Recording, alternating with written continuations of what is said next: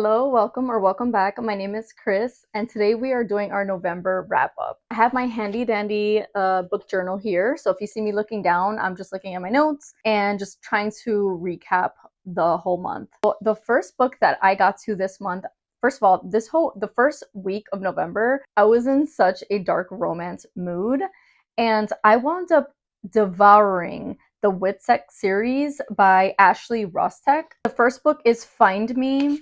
The second one was Save Me.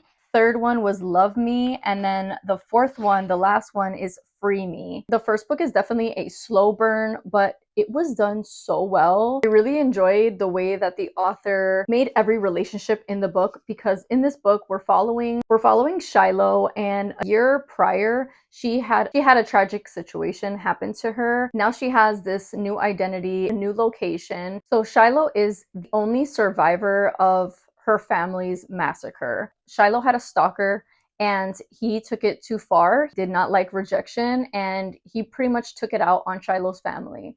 And Shiloh was going to be his last victim, but she managed to escape. She is under witness protection. When she moves into this new house, her neighbors are four brothers. This is reverse harem. This is a why choose dark romance. Taboo. So if you don't like that, then you won't like this, but I loved it. I honestly didn't even think I was going to love it as much as I did. The way that Shiloh connects with each brother is so different, and I really enjoyed the different kind of relationship she had with each brother. Each brother brought something new to the table, and the spicy scenes were so good. They were so good, and I devoured this. I rated the first book 4.5 stars. I rated the second book 4.5 stars. I just didn't get that 5-star feeling, but it was really good. This is very spicy. Okay, I would say like 4 chili peppers for book 2, 3, and 4. Book 1 is just, they're just getting introduced, and they're just starting to build that relationship. But still very good. And the last one, I rated book 1, 2, and 3 4.5 stars. The last one I rated 4 stars, and this was just very good dark romance series, and I think it's the first dark romance series I've ever finished. And I read them back to back. I had to find out what was happening in the next book. And these were all available on my Libby and Hoopla, so I was so grateful for that. After reading all that dark romance, I was craving my thriller, I was craving my horror, so I decided to pick up 13 Months Haunted by Jimmy Giuliano. This was really good. I rated it 4 stars. In this book, we're following a young girl and her mother, and the mother is always accompanying her daughter, even in school, the bathroom, everywhere she goes, she has to be with her daughter. So everyone looks at her and her mom very questionable. They think they're weird, and the daughter just seems very skittish. We are set in the year 2000, but we are getting two POVs and different timelines, because we're getting told a story, and it starts off in 2024, and then the person telling the story goes back and, is explaining the story back in 2000. And honestly, I tabbed quite a few. I tabbed quite a few because the nostalgic vibes that I was getting in this book just brought me back to that time. And this time I was like a preteen to my teenage years, and it was like the best years ever. It was so much fun to grow up in the early 2000s is unmatched in my opinion. I don't care. That is like the best year to grow up. I love being a millennial, and this just brought me back to that happy, fun, great time in my life. So I really love that. And the story itself was just so unique to me. And we're pretty much following like technology horror. And I think that's like the first time I ever read. Yeah, I think this was the first book I ever read with technology horror. And I really liked it. This got so creepy. Just the explanation of like things that were happening, like it just made my skin crawl. It literally made my skin crawl onto finishing it after Halloween. And it was the perfect Halloween read, Halloween energy. And this was just really good. I highly recommend it, especially if you're a millennial. I highly recommend this. The next book I got into, because I just needed more dark romance apparently, is the female. Not only is this cover and this book absolutely stunning, I love this cover. The book was so good. I tabbed it a lot. I rated this a 4.5 stars. I will be continuing the series. I'm just waiting for that my mood reading to be back into that dark romance feeling, because right now I'm like thriller kick, I'm a horror kick right now. I'll be ovulating soon, so I already have the second book ready to go. In this book, there is a female population decline. This is like a dystopian type of book, but it's a fantasy as well, because we have ogres, we have demons, we have a whole bunch of supernatural beings. Now that the female population is very scarce, the Seekers find women, they capture them, and they auction them off. I don't want to be a woman in this day and age. We're following Charlotte in this book. She goes by Charlie, and her parents have been hiding her whole life. She knows the routine. Every time there is something going on, she has to go to her hiding spot, and she can't be discovered. But one day they approve the Seekers to do raids to people's homes, and that is where Charlotte gets captured. And in this time, she also gets auctioned off to 3 demons. Her situation isn't as what it seems at first. She's thinking she's gonna be in this horrible situation, but she winds up being in pretty good situation, and this gets super spicy. This was very, very, very spicy, and I loved it. I just really enjoyed the writing style. I enjoyed the plot as well, because there is a little bit of a plot. It's not plot heavy for sure. It's definitely spice heavy. But if you're ovulating, I'd recommend this one. The next book that I got into was Didn't See It Coming by Sherry Lapina. And this, I was a little bit underwhelmed. I did read another book by Sherry Lapina, and I actually enjoyed it. I liked the twist in it, had a good time with it. So I actually got this one on my lid because this is her newest release. I did rate it a 2.5 star. This book started off really good. It dragged quite a bit, and the ending conclusion was so damn predictable. I was just like, ugh, I was rolling my eyes. This is a domestic thriller. We're following a wife. She fails to pick up her daughter from daycare, and the school calls the father, and she's like, hey, you know, mom hasn't picked up. Dad is like, that's weird. She's always on time. This is not her normal behavior. So he goes to go pick up the daughter, and this starts this investigation on trying to find his wife. And I just feel like with books like this, I feel like it gets too much into the investigation where nothing's happening. It's just like we're at home waiting for her, and the police are saying there's no information, and it just gets very repetitive and boring, to be honest. And so that's what was kind of going on. We did get a few different POVs of like the sister-in-law, the sister, the parents of the wife. I don't mind following an investigation, like a domestic thriller. I don't mind that one, but you got to just do it right, because this one was just very boring, very forgettable, and the ending was so underwhelming. The next is a new release as well, and it was The Fix by Mia Sheridan. This was my first Mia Sheridan book. I do have a reading vlog on this, the next few books that I'm going to be talking about. So if you want to check out more in-depth reviews and my reactions and stuff like that, you can check it out. I rated 4 stars. I really enjoyed this. This is my first Mia Sheridan book, and this is a romantic suspense, and I really enjoy romantic suspense. I feel like when I'm not quite in the mood for a full-on romance, but I'm in a mood for a little bit of like something like that. We're following Cami, and right off the bat, this book starts off strong. I would highly encourage you to check your triggers, because this got very dark. A lot of talk about SA and other things I think you should definitely look into. We're following her at a high school party, and she's dating the popular football star, and she thinks she's pregnant.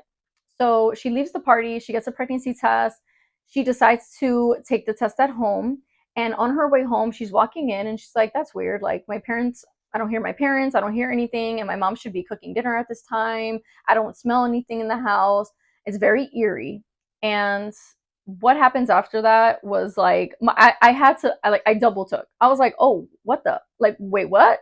And that's like chapter 3. Things happen, and then now it's 11 years later. She is trying to manage her life with now this like PTSD, this trauma. One day she winds up getting a phone call, and the phone call asked Cami, do you want to do a do-over? And from there, things just get a little crazy. She winds up getting a video of a boy, a young boy, locked up in a room, and she has to figure out who this boy is and what does it have to do with her. Very fast paced, very fast paced, very entertaining, and I just like the romance in it. The romance was done very well. It was very cute.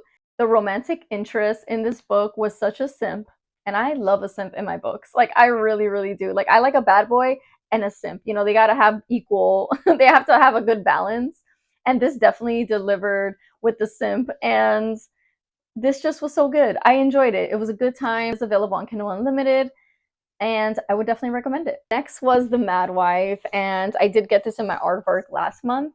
And oh my gosh, this book, I have a reading blog if you want to check that out. But this book was so good. I tabbed a lot. I rated this 5 stars. I got very emotional reading this book as a mother, as a wife, and as a human being, especially if you have dealt with or deal with any mental challenges and depression, anxiety, all the things. Has pretty heavy topics, I will tell you that. Check your triggers. This gave me exactly what I needed the time I read it, and I'm so glad I read it in that time. I was soaking up every word in this book. In the reading vlog, I share some of the quotes that I tabbed, and the quotes in this book, first of all, the writing style was absolutely beautiful. I love all the metaphors. In this book, we're following Lulu, and Lulu is the perfect 1950s housewife. She is a mother and a wife, a pillar of the community. She's the one you can count on, and she winds up getting pregnant with her second child, and she deals with postpartum depression. This heavily talks about motherhood, identity, social expectations. The ending had a twist where I was just like, what? I did not expect, and it made sense. It made sense. Like, it just, everything connected in that moment. And the ending, oh my gosh, like, I was holding back tears. Very realistic, very realistic. I can relate to it. I'm sure a lot of women can relate to this. You know, this is supposed to be like a horror thriller, I believe. It does say it's a historical fiction thriller mystery with feminism, domestic drama, psychological suspense, and it's not very heavy in the thriller or horror. The horror is people themselves. That is the horror in this book. So don't expect going into this expecting like an actual horror book. This is more metaphorical, and it was done absolutely perfect. Next book I needed was just more lighthearted, especially after this one where it was just like, whew, I needed just like a little bit of a break and kind of a brain break. So I wound up getting The Scammer from Tiffany D. Jackson, the YA thriller. This was actually my first Tiffany D. Jackson book. We're following Jordan, and she is going into college. She is going to a college that is predominantly Black, and she comes from like a prestigious family. She's never felt connected to her culture, and her parents don't really talk about her culture. Her mother even let her wear her natural hair because she thinks it's too Black. And so she chooses to go to this predominantly Black college because she wants to feel more connected to her culture. So she goes to the college, she meets her roommates, and they connect immediately. Really great friends, and I really like the friendship dynamic in this book. But it also infuriated me because this does have cult energy. They're having a great time, they're just getting to know each other, they're going to college parties, and one day one of the roommates asks everyone else, hey, can my brother stay with us for a little bit? He is an ex-convict, he just got out of prison, he just needs to get back on his feet. So they're like, yeah, sure, no problem. Devante is this really nice guy. He's the person you can count on and giving you great advice and is always a good ear to listen. But then Jordan starts realizing that she's being manipulated, and the manipulation in this book was infuriating me. And I'm sure that that's the purpose. Like, I'm sure Tiffany D. Jackson wants you to be infuriated. She wants you to feel those feelings, and I sure did. I was so annoyed by Devante by the end of this book, and I was rooting for Jordan, and I just felt like, wow, what a POS, really. Like, what a POS that Devante manipulating young girls, and the whole the twist in the book, I was like, oh, okay. Like, I didn't expect that. Like, what shitty people. Literally, what shitty people. And this definitely had me, my nerves, like, I was like, oh my God, what is going on? There was also a romance in this, and I loved the romance. The romance was so, so cute. Read very, very easy and entertaining. And like I said, I was just infuriated. The YA thriller, I don't normally gravitate towards YA, but this one was done really well. I definitely want to read more from this author. 3.5 stars. This was still very good. For me to rate any YA thriller above 3.5 stars is a good book. Next book was a buddy read with my friend Mikeland. I do have a reading vlog on this book. Forget You Saw Her by Noelle Ely. This is a prequel to Ask for Andrea. And I read Ask for Andrea last year early on in my reading journey. And I thought it was just okay. It was good. It wasn't great in my opinion. I wanted it to be more dark. And so when I saw that she came out with this one, I was very intrigued. And from the ARC readers and the early readers, that when it first came out, people were raving about this book. So Michaelin proposed that we read it for our buddy read, and I'm so happy she did because this book was really good and I enjoyed it more than Ask for Andrea. This book explains who Andrea is and her life, and it is very sad. Very, very sad read. This is not like a twisty thriller or anything like that. This is more of an emotional, psychological type thriller. You know, you learn very early on who the bad guy is by chapter 3. And this piece of crap, oh my God, I hated him. I hated him, dude. I was so upset. I was so emotional. It was, oh gosh, it was gut wrenching, this book. 17 years ago, Sabina made a difficult decision to put her daughter up for adoption, and her daughter was Andrea. And 17 years later, we learn about Andrea's life, and Sabina is now happily married. She has a great job, and she never had kids after that. And then on the other side of the spectrum is Andrea and her life. And unfortunately, her life wasn't so great. I tell you, I was like so close to tears. This was so sad. Michaelin rated this 5 stars. I rated this 4.25 stars. So good. In the writing style, that's one thing Noelle Ely knows how to do, is write. Her storytelling is so, so well done. This is my 3rd book from her. Read Ask for Andrea, and I'll put it on the screen if I remember to do it. But yeah, I read her up to other books, and her writing style is just so easy to get immersed to. She knows how to tell a story, very gripping, and this has paranormal elements, so if you don't like that, you won't like this because it's paranormal. And I think that she does that with a lot of her books. This one was just done so much better, in my opinion. Great, great prequel to Ask for Andrea. It answered a lot of questions, and it did a full circle moment. And the next one was a bit of a disappointment. I was trying to read for Indigenous authors, Indigenous Heritage Month, and I wound up picking up Little Voices, and this is available on Kindle Unlimited. That's why I picked it up. And I rated this 2.75 star. Now, this may work for somebody else. This was not a bad book at all. It just was boring. We're following Devin. She has a pretty tragic pregnancy and birth and gets postpartum depression. And throughout the book, you're hearing her inner dialogue pretty much bringing her down the whole book. And I really enjoy that aspect of the book. That is a strong conversation that I think needs to be talked about more. I can relate to it. I did really like that. The first maybe 30% of this book, I was really in it. I was like, wow, this is so interesting. But the investigation in this book, because we're following Devin's friend that got murdered, and her other friend is the suspect of the murder. So she's helping out. She's a lawyer, and she's helping out the case so that she can get justice for both of her friends. And throughout this investigation, it is just like so boring, so monotonous. At one point, I was just like drifting, and I'm like, dude, get to the point. And this was not a long book at all. Like really, it wasn't that long, and it felt like forever. It just dragged, and I was very close to DNFing, but I just needed to know the conclusion. I'm sorry, I cannot DNF a book if I'm past 50%. And I'm glad I did, because the last like 5% of this book was really good. Like, I like the twist. I did not expect it. It gave me chills. Yeah, the whole investigation was not it. It just wasn't it for me, and it felt very flat. Like I said, I like the mental health representation. The next one I got to was One Small Mistake. I was gifted this by Hambray. So thank you so much, Hambray. They wound up sending me the ebook and the physical book. I did read her other book like a month ago or so, and I really enjoyed it. I thought it was really, really good. And one thing I do like about Dandy Smith is her writing. Her writing is so easy to read, very easy, great storytelling book, in my opinion. How long is this book? Yeah, this book is almost 400 pages, 374 pages.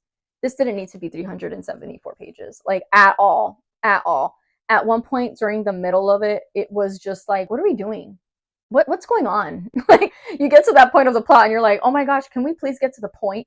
Guys, can we get to the point? To like the 60% where I was feeling that way because the beginning half of this book was great. I was like, wow, this is like so fast paced, so interesting, so engaging. And we're following Elodie, and she is an inspiring author. And her family does not approve of this. They think that that is not a real job, that is not a real career. And she works as a barista for the meantime while she's writing her book. Her parents are just assholes, to be honest, just assholes. Because like, why aren't you being supportive of something that's her dream? That's what she wants to do. And Elodie has a sister named Ada. Ada is like the perfect daughter in her parents' eyes. She wound up marrying a man with a lot of money, and she is a housewife. She lives like very beautiful home, and she has all these friends. She seems very snobby, to be honest. And so Elodie just doesn't feel like she fits in her family. Elodie also has a stalker, and she winds up getting into situations where they're pretty intense with her stalker. And she also has a best friend that is always has always had her back her whole life, pretty much since they were kids. And one day, Elodie thinks it's a good idea to lie about something, and that lie spirals into a whole bunch of drama. This book was average, in my opinion. Like I said, it wasn't bad, but after that 60% mark, I was just like, please get to the point. This could have been 100 pages shorter, in my opinion. The conclusion was predictable. I was a little underwhelmed. I was like, that's the route we went.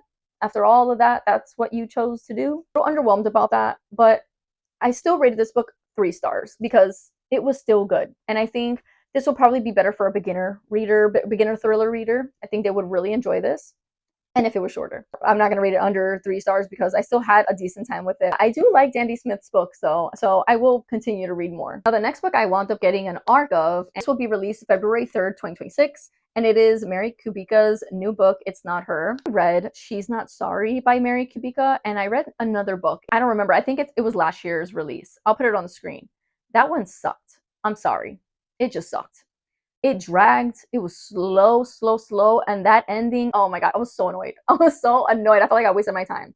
But She's Not Sorry, I really enjoyed. I rated that 4 stars. That one was good. I wound up getting this ARC from NetGalley, and a few of my friends that also got the ARC were raving about this book. So I said, oh, okay, I need to read it. So immediately got into it. And this was so good. This is my favorite book from her by far, as for now. I rated this a 4.5 star. From the beginning to end, this was just action packed, full of secrets, full of twists. Starting off with 2 families that go on a vacation to like a cabin. Courtney wakes up one day during this vacation to a scream in the other cabin. So she immediately runs over there because that's her brother's cabin. Her brother, his wife, and their 2 children. What she finds out is not great. Not great at all. Police come, they're doing their investigation. Her brother's 17-year-old daughter is missing. So they're trying to find her in the midst of this tragic situation. And as the police are investigating, what's going on, a ton of secrets start coming about. I felt like this was very unique. And the ending, like that, like I think it was the epilogue, if not the last chapter, I was like, what? Like it was really, really, really good. This gave me that feeling of like why I love reading thrillers. Like it reminded me why I love reading thrillers. This was so twisty. This was one of the like best books I've read in a while. Probably since Guess Again by Charlie Dunley. Next was a novella, and this is by Audrey Cole, and it is The Summer Nanny. I rated this 4 stars. I read one book by Audrey Cole, which was The First Hunt or The Last Hunt. Yeah, it was The Last Hunt. And I really liked that one. That was very fast paced. And most of her books are fairly quick reads. A lot of her books are also available on Hoopla if you want to check your Hoopla out. Just needed a little bit of like, just something quick and fast paced. And this definitely delivered. We're following Bridget, and she is a summer nanny to a prestigious family. And she's taking care of their young son. And one day, a burglar comes in the house, and they're starts this crazy night, and secrets come about. So well done for 67 pages.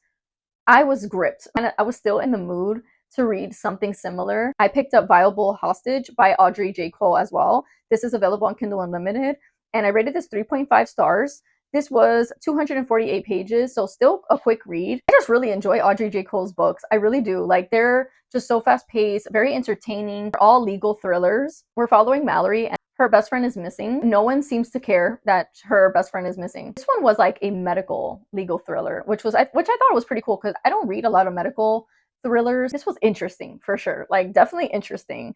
The only thing I wish this had more background history or more of an explanation of the reasons why the person was doing what they were doing, because they didn't really go into that. I don't know if it was just like he was a psycho and he was just doing this for medical reasons or whatever, but I wanted more information in regards to that. Next book I got into was The Silence in Her Eyes by Armando Lucas Correa. We're following Leah, and she has a medical disability called kinetopsia. I think I'm saying that right. If not, it is motion blindness.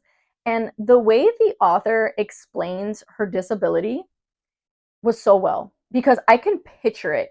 They go into an explanation of how she sees things versus how other people sees things, and I can just imagine it in my head. So I really enjoyed the descriptive writing in this book. Twist of this book blindsided me so much, pun intended. I did not expect that twist at all. And we're following Leah. Her mother just passed away, and she now has no family members, and she lives with this disability. Her new next door neighbor, crying and pretty much in an altercation. So Leah's immediately like very intrigued. She's like, what the hell's going on over there? And because she has motion blindness, her other senses are heightened. So she can hear better than most people can hear. And one day she decides to help her new neighbor and figure out what's going on. That is a mistake. What happens after, what follows, a lot of lies and a lot of deception. If you're looking for something that is, I feel like, refreshing, because you don't really hear about this kind of stuff. Like, I felt like this was very refreshing. I really appreciated it. Next, I got into my first Darcy Coates books, and this is Hunted. And I saw Gabby Reads and I saw Jordanline Reads talk about this book, and they're the ones who sold me on it. I said, okay, that's going to be my first Darcy Coates, because I hear very mixed things about Darcy Coates. I do have one of her books on my shelf, and I was just very curious on what book I should start first. And so I picked Hunted because of all the good reviews I was seeing on it. And this story, so engaging. A woman called Eileen hiking in the woods in Australia, I believe. And she is like an influencer. She's like very much into social media. She's always posting about her travels, posting about where she is.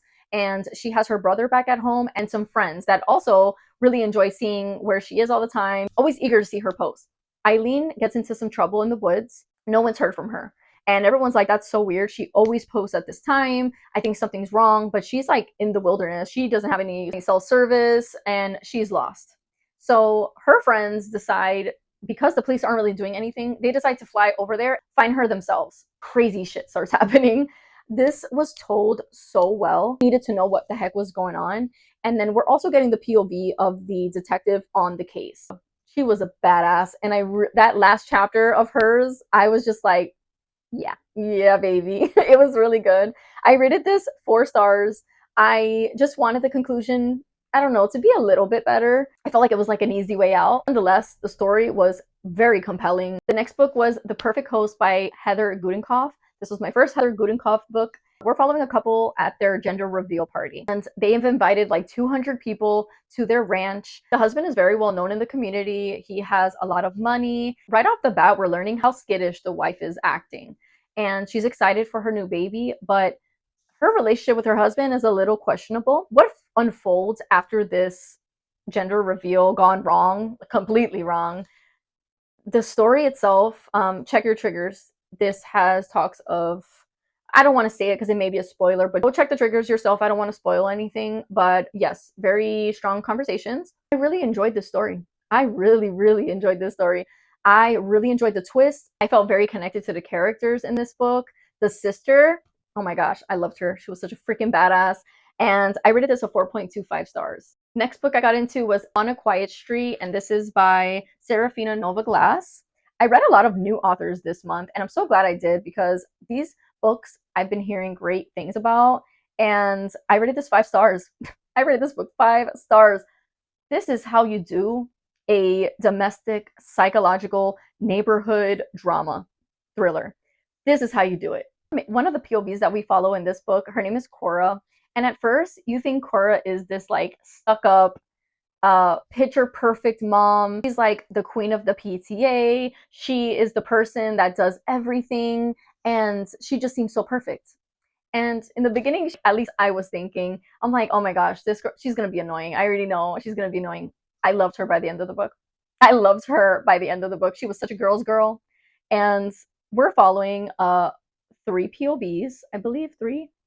And one of them being Cora. She's a wife, she has a 17-year-old daughter, and her husband and her have not a great history. Her husband has cheated on her in the past, and she's always been very suspicious on what he does, and him saying, "Oh, I'm gonna go to a work dinner and stuff like that," and she just has this hesitancy when it comes to that. She decides to catch him in the act herself. That's where her friend Paige comes in. That's the third POV we're getting. They live in this cul-de-sac, and Paige actually lost her son a year prior. So she is battling a lot of mental issues, depression. She decides to help her best friend Cora. She's like, you know what? Let's catch this cheating asshole.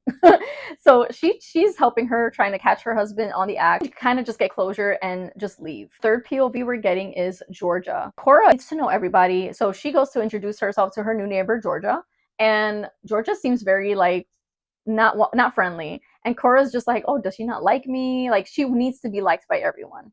So she's trying her best to win this friendship with this woman. Cora learns that Georgia has agoraphobia. She does not like leaving the house. She gets anxiety, panic attacks, and she does have a newborn as well. She has a 7-month-old baby girl. And Cora is just very persistent on being her friend. And good thing she does, because what happens after that, she needs Cora's help more than ever. I loved it. It was so entertaining. If you love neighborhood secrets, neighborhood drama, what looks perfect on the outside is definitely not perfect on the inside type of book, you would love this. Next book I got into was Displacement by Justin Pick. I was sent this by the author. This is his debut novel. He is an indie author. I love supporting indie authors. And just the cover alone very much intrigued me. I thought this cover was really cool, and I needed to know the story behind this. And in this book, we're following a boy that is just graduating high school. He's with his friends. The year is 1998, and they are just graduating. They decide to go to a record store to hang out. And while they're browsing the records, our main character, Liam, grabs a record that has a picture of a man holding a baby, and the baby is him. And he's like, wait, what? Why am I in a picture with this man on a record? Doing a deep dive on this record label, how this record label has a picture of him as a baby. And this was very nostalgic. I love the 90s vibes. Like I said, I'm a millennial, and anything set in that timeline, I love. So, and just the writing style, was fully immersed into the story. I needed to know, like, I wanted to know what was going on. And even though we're following young kids, this didn't feel juvenile. This felt more mature than a 17-year-old, which I really like, because I don't like following young people. They very much annoy me. But this did not read juvenile, which I really appreciated. And just the story was really, really good.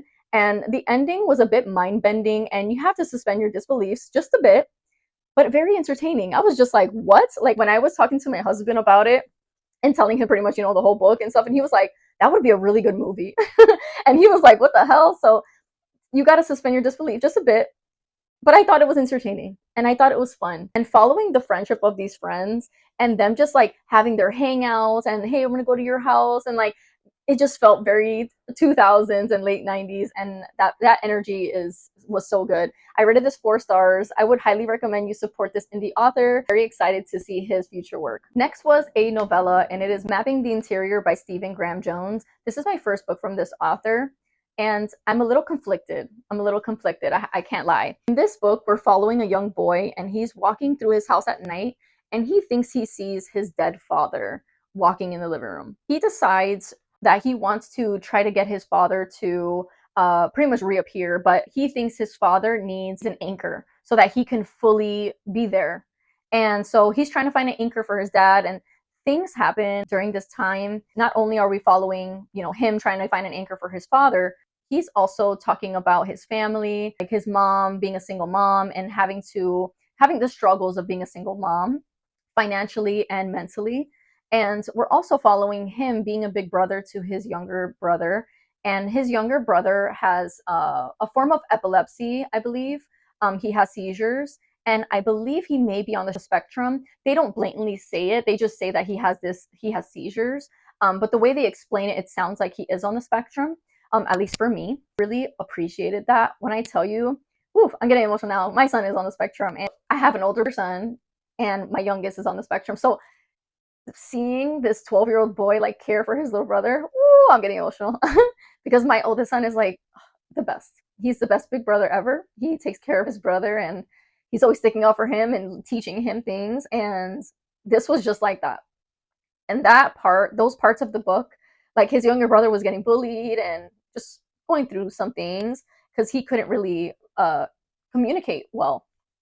And so his older brother was his voice at times, was his fist at times. And oh my God, the sibling love, whoo-wee, that got to me. That got to me. In some points of the writing, I felt that dreariness. I felt the atmosphere, and I really loved that. Now, where this book felt a little flat for me was the writing style.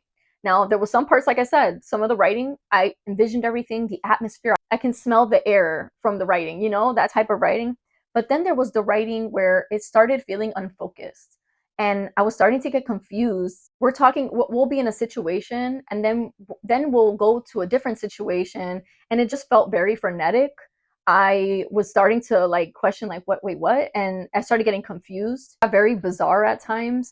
This is my first book from Stephen Graham Jones, so maybe I need to read another one to kind of understand his writing style a bit better. There was moments where I was loving it, and then it just got moments where I was very confused. I really did enjoy how Stephen Graham Jones weaved Native American culture and identity into the book. Love that part of it. So I did land on a 3.25 star. After reflecting and speaking with my husband about it, and I was telling him about the story and kind of just going through little things where he was kind of giving me his input. And I was like, yeah, you know, you're right. And I read a few reviews that kind of clarified a few things for me. I was like, yeah, this was good. I think I just need to read more of his books to kind of understand him a bit more. So I did rate it 3.25. And like I said, the parts that I liked, I really, really liked. So, yeah, I would definitely read more from him. And last but not least, this is a long one, guys. I had a great month. I had a lot of books this month. The last one is The Innocent Wife. And this is like a popcorn domestic thriller. And this is by Sally Royer Durr. I have never heard anyone talk about this. I was kind of just scrolling through Kindle Unlimited, seeing what there was. The name sounded intriguing. So I decided to just read it. It is a quick read. It's a 279-page book. And on Goodreads, it's rated 4.03. So I was like, okay, it has good ratings. Let me check it out. And in this, we're following Olivia and her husband, Lucas. They've been married for 6 years. He's a teacher. She's a stay-at-home wife. She occasionally helps out at the school, like volunteers and when they have like events and stuff like that. And while she's at one of these events, she meets another teacher. Her name is Natalie, and they connect. They become friends. But Natalie has a history with her husband, and it's not a great one. So she doesn't tell Olivia straight from the bat, and apparently Lucas doesn't remember her. So she's like, I'm gonna keep it like that. I don't want nothing to do with that piece of crap man. But their lives take a turn, and secrets start coming about, and nothing is as it seems. And I really enjoyed a lot of this book, but the plot felt very long-winded. I was at one point, I'm like, okay, please, let's just get to the point. And for me to feel like that on 279 book, you know, I didn't really like that. But the parts that were good were really good. There was a lot of cliffhanger chapters, which I love, in my popcorn thrillers especially. I just felt like the ending conclusion was a bit like too good to be true. Everyone happy go lucky wanted a little messier of an ending. Also had disability representation. I read a few books this month with disability rep, and I love it. Pleasant surprise for sure. And Natalie, she is a IEP teacher, and she helps children with learning disabilities. And I love that representation. Obviously, I'm a mom to a boy on a spectrum, and I love reading about that, and I love that more authors are shedding light on it, and I appreciate it a lot. There is triggers, please check it. Writing style was very, very easy to read, very simple writing. If you like Freedom McFadden, you would probably really like this too. Not very twisty, I will tell you that. It's not as twisty. This is more of a mystery. But yeah, I thought it was pretty decent. I landed on just a 3-star. Like I said, I wish the overall conclusion was just a bit more unique. That is going to conclude my November reads. Oh my gosh, I need water. I'm sorry if it took so long, but it was a great month, and I'm so excited to dive into my winter thrillers in December. What was your favorite book of November? Thank you so much for watching. I really appreciate it, and I hope you guys have a beautiful day.